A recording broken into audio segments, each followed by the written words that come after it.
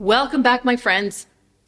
After having gone over a more detailed description of the plan of salvation this past week, we now come to one of the most crucial parts of Scripture that sparked the whole Protestant Reformation.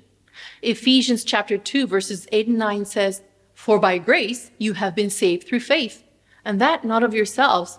It is the gift of God, not of works, lest anyone should boast." You see, Martin Luther had become a monk due to a promise he had made when he was almost struck by lightning.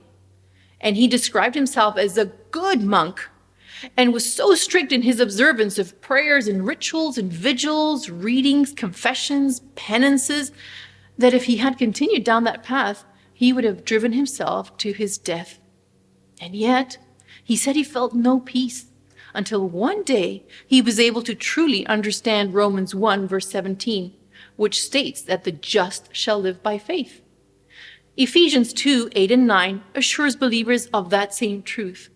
A teaching that is so obvious to Christians today was first discovered and shared in the early 16th century by Martin Luther and brought so much joy and freedom for people who had been held back in darkness and despair for centuries. Thomas Watson, who wrote A Body of Divinity, states that justification is the very hinge and pillar of Christianity. An error about justification is dangerous, like a defect in a foundation. Justification by Christ is the spring of the water of life. To have the poison of corrupt doctrine cast into the spring is damnable.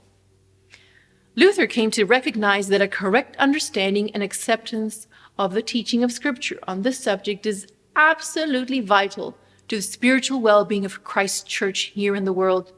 He stated that justification by faith is the head and the cornerstone. It alone begets, nourishes, builds, preserves, and defends the church of God. And without it, the church of God cannot exist for even 1 hour. Paul says it over and over again in one way or another.